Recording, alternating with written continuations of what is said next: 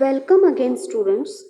In this video, we will learn the remaining contents from third chapter, that is drug distribution system in hospital.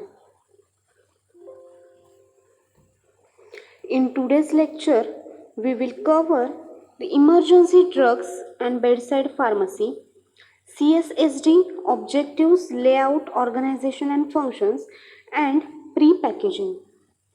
So, let's start with emergency drugs. A list of emergency drugs is prepared in each hospital. They are life-saving medicines like adrenaline, corticosteroid, carmine, insulin, etc. तर emergency drug list जी आहे किंवा emergency drugs आहेत त्याच्यामध्ये असे सगळे drug include केलेले असणार आहेत जे इमर्जन्सी कंडिशन्समध्ये यूज करता आले पाहिजेत, म्हणजेच लाईफ सेव्हिंग मेडिसिन्स जसं त्यांनी इथे म्हटलंय जसं एक्झाम्पल आहे ॲड्रिनॅलिन, कॉर्टिकोस्टेरॉइड, इन्सुलिन एटसेट्रा. ॲड्रिनॅलिन किंवा इन्सुलिन, ॲड्रिनॅलिन जे आहे ते हार्टवरती यूज केलं जातं, इन्सुलिन आहे ते डायबिटीजमध्ये यूज केलं जातं. म्हणजे ज्यावेळी सडन चेंजेस होतात काही किंवा काही इमर्जन्सी केस येते त्यावेळी लगेच ट्रीटमेंट करता यावी म्हणून हे इमर्जन्सी ड्रग्स किंवा त्यांची लिस्ट तयार केलेली असते. तर फक्त लिस्ट तयार करून चालत नाही, तर हे सगळे ड्रग्स एका स्पेशल ड्रग बॉक्समध्ये ॲड करावे लागतात आणि त्या ड्रग बॉक्सला इमर्जन्सी बॉक्स असं म्हटलं जातं. The drugs are placed in a special box called emergency box. Emergency box has an inventory record of medicine and its consumption on monthly basis. Emergency बॉक्समध्ये जे ड्रग स्टोअर केले आहेत त्यांचं सुद्धा inventory record maintain करणं गरजेचं असतं आणि त्याचं कन्झम्पशन किती झालं आहे प्रत्येक महिन्याला ते फाइंड आउट करणं गरजेचं असतं. The pharmacist maintains the drug in emergency box. तर इमर्जन्सी बॉक्समध्ये जे ड्रग आहेत ते ठेवण्याचं काम फार्मासिस्टचं आहे आणि त्याच्यामधून किती ड्रग यूज केले जात आहेत किंवा कोणी कोणता ड्रग यूज केला आहे त्याचं रेकॉर्ड मेंटेन करण्याचं कामसुद्धा फार्मासिस्टचं आहे. And it should be accessible at any time and any place in hospital. तर जो इमर्जन्सी बॉक्स आहे तो कोणालाही आणि कधीही वापरता आला पाहिजे, कारण इमर्जन्सी सांगून येणार नाही आहे. त्यामुळे ज्यावेळी गरज पडेल तेव्हा तो यूज करता आला पाहिजे, अशा ठिकाणी तो ठेवलेला असला पाहिजे. The proper record of drugs must be maintain and routine inspection of inventory in wards. आता जो इमर्जन्सी बॉक्स आहे त्याच्यामधल्या ड्रग्सचं सगळं प्रॉपर रेकॉर्ड असलं पाहिजे आणि त्याची इन्व्हेंटरी मेंटेन केली असली पाहिजे.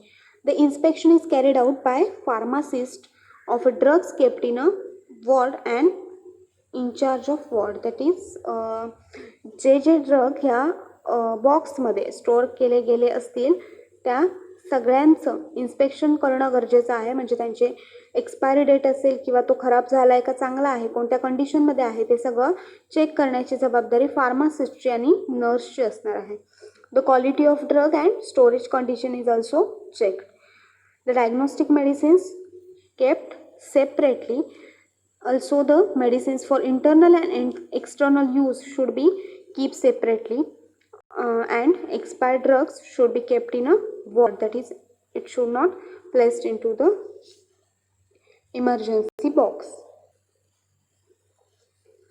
Next point is a bedside pharmacy. The hospital is becoming the patient oriented service nowadays. म्हणजे पेशंटला जास्तीत जास्त सोयी पुरवता यावी, सुविधा पुरवता याव्यात म्हणून हॉस्पिटल प्रयत्न करत असतं. Hence, the hospital pharmacist or hospital pharmacy should work in a close association with the nursing or medical staff. आणि हे सगळं करण्यासाठी नर्सिंग आणि अदर मेडिकल स्टाफची गरज आहे. So personally each pharmacist in a hospital should visit to the wards, go to the each patient's bed and discuss with them regarding to the medicines and drugs they take. त्यामुळे pharmacist प्रत्येक पेशंटच्या बेडकडे जातो, त्याच्या बाजूला जातो आणि त्याला चालू असणाऱ्या औषधांच्या ट्रीटमेंटबद्दल त्याच्याशी डिस्कशन करतो. This is called as a bedside pharmacy. Now the objectives or guidelines for bedside pharmacy. तर बेडसाईड फार्मसी रन करताना काय काय पॉईंट्स लक्षात घेतले पाहिजेत. तर पहिला आहे pharmacist should build inter professional team of physician, nurses and pharmacist. फार्मासिस्टने मेडिकल प्रोफेशनमध्ये जेवढे स्पेशालिस्ट आहेत त्यांची एक टीम तयार केली पाहिजे. या टीममध्ये फिजिशियन्स असतील, नर्सेस असतील आणि फार्मासिस्ट असतील. Then ward visit. वॉर्डमध्ये जी व्हिजिट करायची आहे ती रोज सकाळी डेली मॉर्निंगला करायची आहे. And he should enquire to the patient about the progress of health. आणि पेशंटच्या हेल्थमध्ये, त्याच्या आरोग्यामध्ये काही प्रोग्रेस दिसते आहे का, काही चांगले फरक दिसत आहेत का त्याच्याबद्दल विचारायचं आहे. Then take medication history of each patient during the visit. आता व्हिजिट करत असताना मेडिकेशन हिस्ट्री घ्यायची आहे, म्हणजे त्या पेशंटला कोणते कोणते मेडिसिन्स ॲडमिनिस्टर्ड केले आहेत आणि त्याच्यावरती काय इफेक्ट झाला आहे हे सगळं मेंटेन करायचं आहे किंवा त्याचं रेकॉर्ड घ्यायचा आहे. Then he interact with the physicians about medicine and with nurses regarding the storage, handling and safe use of medicine. फार्मासिस्टने फिजिशियन्स आणि नर्सेस बरोबर इंटरॅक्ट केलं पाहिजे आणि त्यांना स्टोरेज, हँडलिंग आणि ड्रगच्या सेफ यूजबद्दल माहिती दिली पाहिजे. Then pharmacist carrying out such a visit must have thorough knowledge about drug food interaction, allergies, side effects and adverse reaction of drugs. Bedside फार्मसीसाठी वॉर्डमध्ये व्हिजिट करण्यासाठी जो फार्मासिस्ट जाणार आहे त्याला प्रॉपर ड्रग फूड इंटरॅक्शन किंवा ॲलर्जीज, ड्रगचे side effects आणि ड्रगच्या ॲडवर्स इफेक्टबद्दल माहिती असली पाहिजे. He or she should give counselling to the patient regarding their food habits and way of administration of drug. Pharmacist also counsel the patient regarding to the food habits and way of administration of drug. Drug कसा administer करायचा आहे आणि ड्रगची treatment चालू असताना diet कसं असलं पाहिजे किंवा फूड हॅबिट्स काय असल्या पाहिजे त्याच्याबद्दलसुद्धा इन्फॉर्मेशन प्रोव्हाइड करायची आहे. He or she guide the patients about the treatment to be continued after discharge and how the drug should be stored at a home to avoid its degradation. हॉस्पिटलमध्ये असेपर्यंत pharmacist किंवा नर्सेसचं direct control असतं पेशंटवरती किंवा पेशंटच्या ट्रीटमेंटवरती किंवा त्यांचं counselling वगैरे चालू असतं.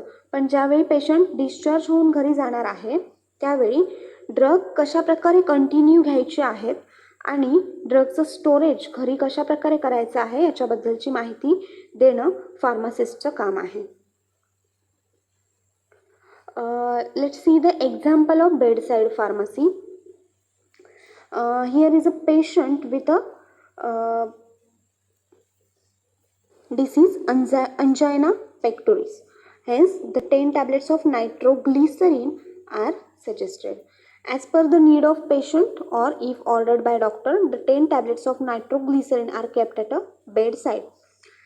जर पेशंटला गरज असेल किंवा फिजिशियनने जर तसं ऑर्डर केलं असेल तर नायट्रोग्लिसरीनच्या 10 टॅबलेट पेशंटच्या बाजूला ठेवायचे आहेत. नायट्रोग्लिसरीन हा ड्रग अंजायना पेक्टोरिस डिसीजमध्ये ट्रीटमेंटसाठी यूज केला जातो. Then the nurse counts the number of tablets every day in a morning and evening and keeps the tablet if used by patient to maintain the stock of 10 tablets. Nurse जी असणार आहे ती सकाळी आणि संध्याकाळी रोज त्या टॅबलेट्स काउंट करणार आहे. जर त्यातली एखादी टॅबलेट यूज केली गेली असेल तर नर्स पुन्हा त्या जागी अजून एक टॅबलेट आणून ठेवणार आणि 10 टॅबलेटचा जो स्टॉक आहे तो मेंटेन करणार. म्हणजे कंटिन्यू पेशंटच्या बेडच्या बाजूला 10 टॅबलेट असल्या पाहिजेत आणि जेवढे टॅबलेट घेतले गेले त्याचं रेकॉर्डसुद्धा त्या नर्सकडे मेंटेन केलेलं असलं पाहिजे. No medicine except nitroglycerin is kept at a bedside of any patient. Nitroglycerin शिवाय बाकी कोणताही ड्रग पेशंटच्या बाजूला बेडसाईड फार्मसीमध्ये स्टोअर केला जात नाही. कारण नायट्रोग्लिसरीन हा एकच ड्रग आहे जो इमर्जन्सीमध्ये पेशंटने यूज केला तरीही चालू शकतं. But other drugs required medical supervision before administration. Hence no other medications are placed at a bedside except nitroglycerin. The medicines brought by patient from home to hospital is shown to the doctor and then sent home with a responsible family member of or friend. पेशंटने हॉस्पिटलमध्ये आणलेली जी औषधं आहेत ती डॉक्टर्सना दाखवली जातात, identify केली जातात आणि त्याच्यानंतर पेशंटला घरी पाठवलं जातं. Then next important point is a Central Sterile Service Department, CSSD, or room, then CSSR. जर रूम वापरलं तर CSSR म्हणायचं, डिपार्टमेंट म्हणत असू तर CSSD म्हणायचं. डेफिनेशन बघा त्याची. It is the department in hospital which receives used good processes to make them sterile and distributes and controls the supplies to all units of hospital for care and safety of patients. हे हॉस्पिटलमधलं असं एक department आहे जे use केलेलं goods collect करतं आहे, म्हणजे वापरलेले सगळे मटेरियल्स कलेक्ट करतं. Process them to make a sterile, त्यांना स्टराईल करण्यासाठी जी प्रोसिजर आहे ती यूज करतात. And then distributes the supplies to all the units of hospital for care and safety of patient. पहिल्यांदा सगळे रिसिव्ड गुड्स कलेक्ट करतात, देन त्यांना स्टरलायझेशन करतात आणि स्टराईल झालेलं मटेरियल पुन्हा हॉस्पिटलच्या वॉर्डमध्ये सप्लाय करतात as per the need of ward for the safety of patients. Location of CSSD.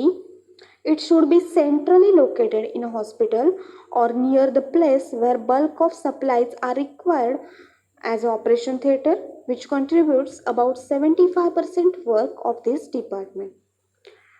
CSSD should be centrally located. एकतर मध्यभागी असलं पाहिजे किंवा it should be located at a place where bulk of supplies are required. किंवा ज्या वॉर्डला किंवा ज्या डिपार्टमेंटला जास्तीत जास्त सप्लाईज लागत आहेत CSSDकडून, जसं की ऑपरेशन थिएटर, त्याच्या बाजूलाच CSSD सिच्युएटेड असलं पाहिजे. त्यामुळे काय होणार, त्या डिपार्टमेंटमधून येणारं गुड्स कलेक्ट करणं आणि पुन्हा डिस्ट्रीब्यूट करणं हे इझी होणार आहे. The store and laundry should be very near. Store म्हणजे फार्मसी स्टोअर असेल ते, आणि लॉन्ड्री त्या CSSD डिपार्टमेंटपासून जवळच असले पाहिजे, अशा ठिकाणी ते लोकेट केलं पाहिजे. Then layout of CSSD. In this layout there is a one path for receiving the material and other door for issuing the material. The material which is received is non-sterile and the material which is issued, it is sterile. So material is issued after the processing, that is after sterilization. In CSSD department there are two areas. First is a dirty area and second is a clean area.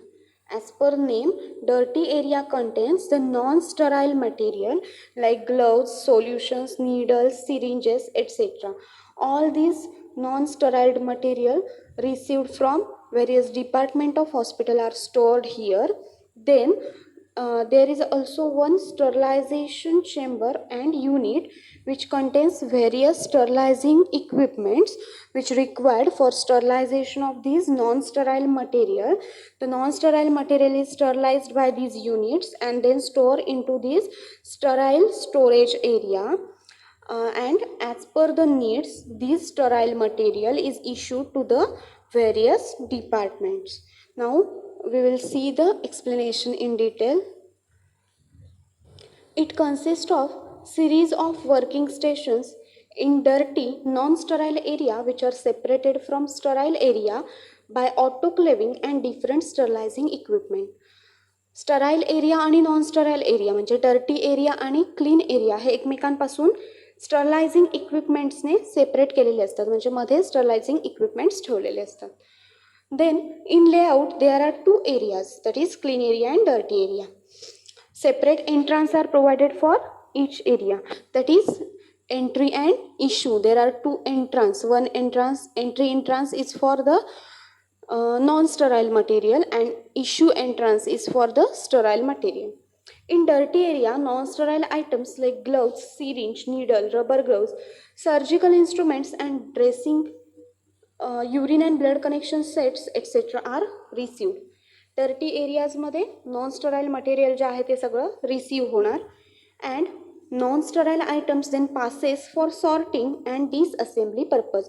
आता हे collect झालेले non sterile items आहेत ते सगळे sort करण्यासाठी आणि डिसअसेंबलिंग म्हणजे त्यांना जर स्क्रू वगैरे असतील त्याच्यामधले तर त्याचे पार्ट्स स्क्रू रिमूव्ह करून पार्ट्स सेपरेट करून डिसअसेंबल करण्यासाठी पाठवले जाणार.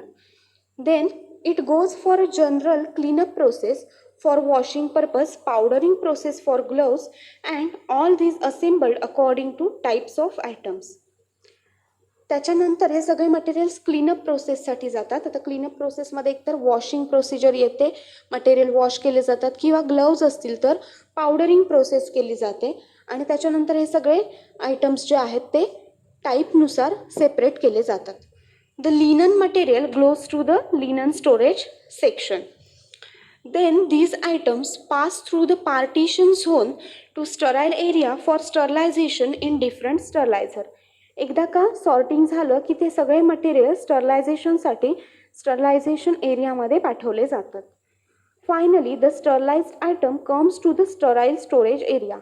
After sterilization, all materials are stored into the sterile storage area.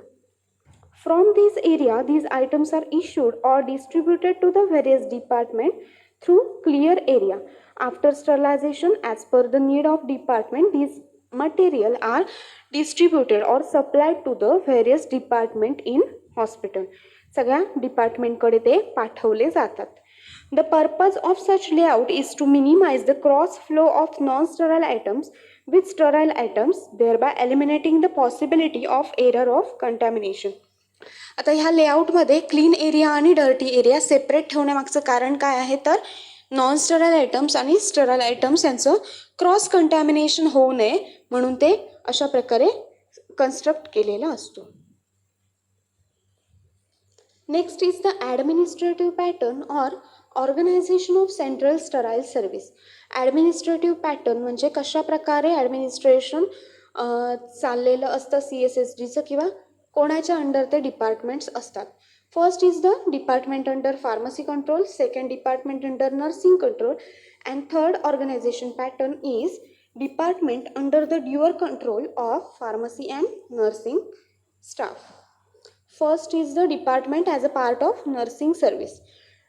आता department under the control of nursing service, in that department the majority of items to be used by nurses for the patient care. Hence, nurse is a work as a head of this department. तर जे material central sterile service डिपार्टमेंटकडून sterile केले जातात ते most of the times नर्सकडून use केले जातात, म्हणजे नर्सेसना ते लागत असतात. त्यामुळे हे डिपार्टमेंट नर्सकडे दिलेलं असतं काही हॉस्पिटलमध्ये. मग जर ते नर्सच्या अंडर असेल तर नर्स जी आहे ती तिथली हेड ऑफ द डिपार्टमेंट म्हणून काम करत असते. सेकंड पॅटर्नमध्ये काय केलं जातं, डिपार्टमेंट अंडर द फार्मासिस्ट, म्हणजे काही हॉस्पिटलमध्ये फार्मासिस्टच्या कंट्रोलखाली CSSD डिपार्टमेंट चालत असतं. त्याच्यामध्ये काय केलं जातं, the pharmacist by taking training is a competent to handle the functions of this department, that is purchase, storage, distribution of supplies and also preparation of sterile solution. Pharmacist जो आहे तो qualified असतो, स्पेशली ट्रेंड असतो, त्यामुळे त्याला sterilisation असेल किंवा solution तयार करायचं असेल किंवा मॅन्युफॅक्चरिंग असेल सप्लायचं ते सगळं माहिती असतं. त्यामुळे फार्मासिस्ट ह्या डिपार्टमेंटचा हेड म्हणून काम करत असतो. Then department under the dual control of pharmacist as well as nurse. काही हॉस्पिटलमध्ये फार्मासिस्ट आणि नर्स दोघे मिळून हे डिपार्टमेंट चालवत असतात. तर त्याच्यामध्ये फार्मासिस्ट काही फंक्शन्स करतात तर काही फंक्शन्स नर्सेस करतात, ज्याच्यामध्ये some functions of department like cleaning, packaging and distribution and distribution of medical supplies and equipments are done under the charge of nurses and manufacturing of sterile solution should be done by the pharmacist. म्हणजे क्लिनिंगचं काम असेल किंवा पॅकेजिंगचं असेल किंवा distribute करायचे असतील जर मटेरियल तर ते सगळं नर्सेस करतात आणि स्टराईल ड्रग किंवा नॉन स्टराईल प्रोडक्ट जर मॅन्युफॅक्चर करायचे असतील तर ते काम फार्मासिस्ट करत असतो. तर हे 3 होते ऑर्गनायझेशन पॅटर्न्स. एखाद्या हॉस्पिटलमध्ये CSSD चालवताना कोणाच्या कंट्रोलखाली चालवलं जातं, एकतर नर्सच्या अंडर किंवा फार्मासिस्टच्या अंडर किंवा थर्ड म्हणजे दोघांच्याही एकत्र ड्युअल कंट्रोलमध्ये चालवलं जातं. Then next part is a man power of central sterile supply room. जे किती पर्सन्स लागतात तिथे काम करण्यासाठी, personnel requirement. CSSD have the adequate manpower with a knowledge of following areas: principle of sterilization, autoclaving, gas sterilization, identification of surgical instruments, assembly of treatment trays, disassembly, cleaning and assembling equipments, and microbial testing. त्या CSSR मध्ये काम करण्यासाठी जे personnels असणार आहेत त्या सगळ्यांना कोणत्या कोणत्या गोष्टीचं नॉलेज असलं पाहिजे, तर तिथे मेनली केली जाणारी गोष्ट आहे ती म्हणजे स्टरलायझेशन. त्यामुळे स्टरलायझेशनचे सगळे प्रिन्सिपल्स माहिती असले पाहिजेत, ऑटोक्लेविंग माहिती असलं पाहिजे, गॅस स्टरलायझेशन माहिती असलं पाहिजे, आयडेंटिफिकेशन ऑफ सर्जिकल इन्स्ट्रुमेंट्स, त्याच्यानंतर ट्रीटमेंट ट्रेज जे आहेत त्यांची असेंब्ली करणं आणि डिसअसेंबलिंग करणं, म्हणजे ते ओपन करून पुन्हा व्यवस्थित लावता आले पाहिजेत आणि क्लिनिंग करता आलं पाहिजे इक्विपमेंट्सचं, अँड मायक्रोबियल टेस्टिंग. एवढ्या सगळ्या क्वालिटीज त्या पर्सनकडे असल्या पाहिजेत. Next part is a pre packaging. Pre packaging increases the standards of practice of hospital. तर प्री पॅकेजिंग म्हणजे काय आहे, डेफिनेशन बघूया. Means the packaging before dispensing. It is a repackaging of bulk supply drugs into the container which contain quantities of drug which are suitable for individual patient use. For example, 5 ml syrup, 2 gram ointment, etc. Pre packaging. Pre म्हणजे काय, सुरुवातीला पेशंटला drug dispense करण्याच्या आधी, before dispensing the drugs are packed, म्हणजेच pre packaging. एखादा drug medical स्टोअरमध्ये आपण बघतो, जर सिरप असेल तर ते 100 ml मध्ये किंवा 50 ml मध्ये अशा पॅकेजिंगमध्ये अवेलेबल असतं. पण जर आपल्याला त्याचं युनिट डोसमध्ये कन्व्हर्जन करायचं आहे, म्हणजे एक डोस जर 5 ml चा आहे तर आपल्याला त्या 50 ml च्या सिरपला 5 ml मध्ये कन्वर्ट करावं लागणार, म्हणजे त्याचं पुन्हा पॅकिंग करावं लागणार 5 ml चं. आणि अशा पद्धतीने जे पॅकिंग केलं जातं त्याला प्री पॅकेजिंग म्हटलं जाणार. म्हणजे पेशंटला एखादा ड्रग डिस्पेन्स करायच्या आधी पुन्हा त्याचं रिपॅकेजिंग केलं जाणार आहे, म्हणजेच pre packaging. So bulk supply drugs are repacked in to the container for individual patient use. The following factors should be considered while pre-packaging. Pre-packaging करताना काही गोष्टी ज्या लक्षात घेतल्या पाहिजेत त्या आहेत: demand and turn over of these items, availability of container, labeling to be done, process of packaging, stability of items and cost of pre-packaging. किती डिमांड आहे एखाद्या मटेरियलचं त्याच्यानुसार त्याचं रिपॅकेजिंग करायचं की नाही ते ठरवायचं आहे. त्याच्यानंतर अवेलेबिलिटी ऑफ कंटेनर्स अवेलेबल आहेत का तेवढ्या क्वांटिटीमध्ये त्याच्यानुसार. Then labelling to be done. एकदा का रिपॅकेजिंग केलं की नवीन पॅक केलेल्या ड्रगचं सुद्धा लेबलिंग करावं लागणार आहे. Then process of packaging. नवीन ड्रग पॅक करताना त्याच्यासाठी काय काय प्रोसेस लागणार आहे, किती इक्विपमेंट्स लागणार आहेत ते सगळं चेक करायचं आहे. Then stability of items. एखादा प्रोडक्ट जर आपण पुन्हा पॅक करतोय जर ओपन करून, तर तो स्टेबल राहणार आहे का आपण पॅक करणार त्या कंडिशनमध्ये ते चेक करणं गरजेचं आहे. आणि कॉस्ट ऑफ रिपॅकेजिंग. जर एखादा प्रोडक्ट आपण पुन्हा पॅक करतोय तर त्याच्यासाठी कंटेनर लागणार, लेबलिंग कॉस्ट लागणार, एखादी मशिनरी लागणार. मग त्या सगळ्याचं जे कॉस्ट आहे ते व्यवस्थितपणे आपल्याला त्या प्रोडक्टमध्ये ॲड करून नाही, प्रोडक्टची किंमत वाढवायची नाही आहे, त्यामुळे कॉस्टसुद्धा कन्सिडर करणं गरजेचं आहे. This system is useful for IPD and OPD. Inpatient department आणि आउटपेशंट डिपार्टमेंटमध्ये प्री पॅकेजिंग आपण यूज करू शकतोय. प्री पॅकेजिंगची जी साईज आहे ती फार्मसी, मेडिकल आणि नर्सिंग स्टाफशी कन्सल्ट करून ठरवायची आहे. त्याच्यानंतर sometime patient get ill due to cross contamination of drug which can be avoided in pre packaging. Pre पॅकेजिंगमुळे काही वेळा क्रॉस कंटॅमिनेशन होऊ शकतं ड्रगचं आणि पेशंटला साईड इफेक्ट्स दिसू शकतात. म्हणून प्री पॅकेजिंग केलेला ड्रग जो आहे त्याच्यावरती प्रॉपर लेबलिंग करणं गरजेचं असतं. ॲडव्हान्टेजेस बघूया मेथडचे. It is a suitable for fastest moving items which demand is very high and also those items which take a long time for compounding and packaging. कोणते आयटम्स आहेत ते प्री पॅकेजिंगसाठी वापरू शकतो आपण, तर जे फास्टेस्ट मूविंग आयटम म्हणजे रोज ते लागत आहेत किंवा रोज पेशंट्सना कन्झ्युम केले जातात पेशंटकडून, अशा प्रोडक्टसाठी प्री पॅकेजिंग करायचं आहे. आणि जे प्रोडक्ट आहेत ज्यांना पॅकेजिंग करण्यासाठी खूप जास्त वेळ लागतोय, कंपाऊंडिंग करण्यासाठी खूप जास्त वेळ लागतोय, अशा प्रोडक्टचं सुद्धा आपण प्री पॅकेजिंग करू शकतो. It offers convenience. आता कन्व्हिनियन्समध्ये काय काय येणार आहे, तर जर कॉस्ट सेविंग मेथड आहे ही, म्हणजे पेशंटसाठी एखाद्या पेशंटला जर 10 ml औषध घ्यायला सांगितलं आहे आणि मेडिकल स्टोअरमध्ये ते 100 ml मध्ये मिळतं आहे, पण जर त्याचं प्री पॅकेजिंग केलेलं असेल तर तो पेशंट 100 ml न घेता फक्त 10 ml ची बॉटल घेऊ शकतो. म्हणजे काय होतं, त्याची ओव्हरऑल कॉस्ट जी आहे ती कमी होते. Then it is a time saving method.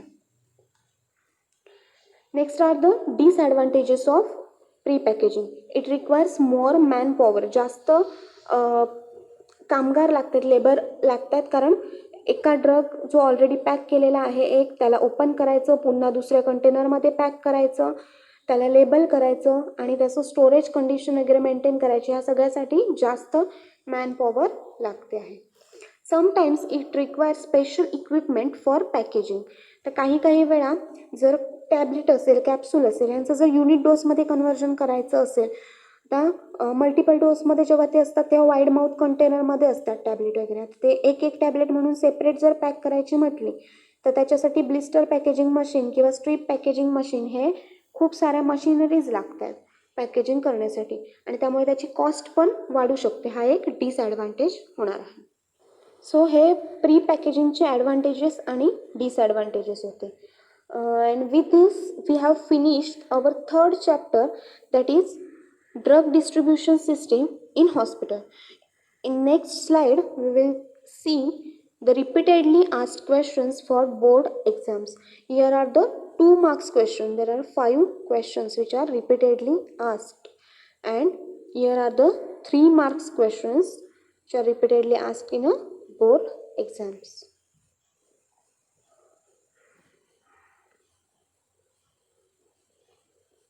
So the next chapter will be uploaded soon. Keep studying till then. Thank you.